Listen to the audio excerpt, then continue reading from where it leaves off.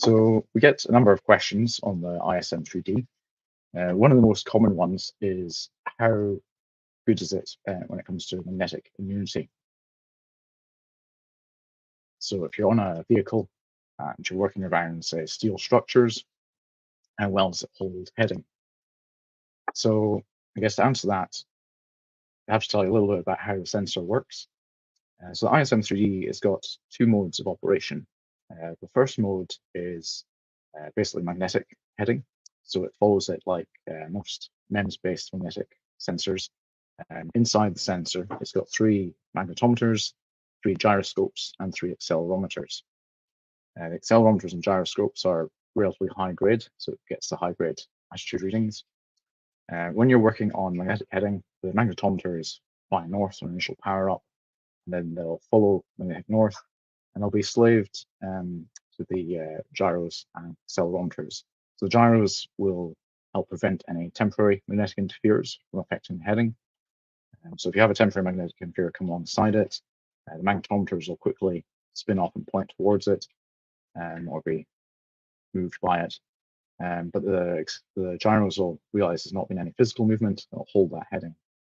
If the magnetic presence sits there for a long time, the heading will slowly creep round and offset to it. So that's the basic mode of operation. However, it's got a more advanced mode of operation, which is probably the number one reason that people purchase ISM 3D, which is its inertial mode.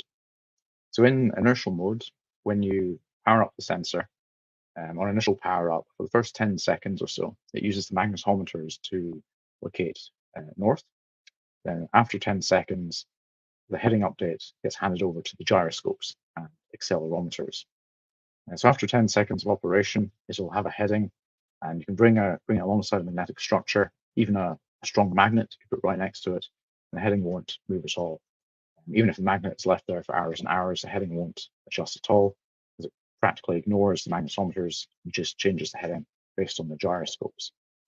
So this gives you a really reliable heading, which is ideal for operation around steel structures or any other structure that has a magnetic element to it. In terms of drift, usually you don't want to do that kind of setup with a kind of low-grade MEMS sensor, because what you get is drift over time, and there's nothing to correct the error. With the ISM 3D, you can sit it on if you sit it on a desk and don't move it for 24 hours, you'll probably get about a 1 to 2 degree drift just from a static installation. Where you get error building up in the heading is from dynamic motion when working in inertial mode. And that's due to integration error of the gyros.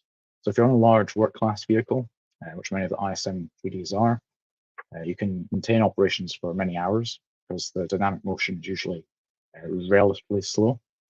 Whereas if you put this onto a small vehicle, such as a small video array or a vehicle that kind of size, you'll find if you move very quickly and rapidly, error will build up in the heading. But at any point, you can move away from the steel structure, click realign to magnetic north, or you can power cycle it and realign to magnetic north, and give you a good base to start from again.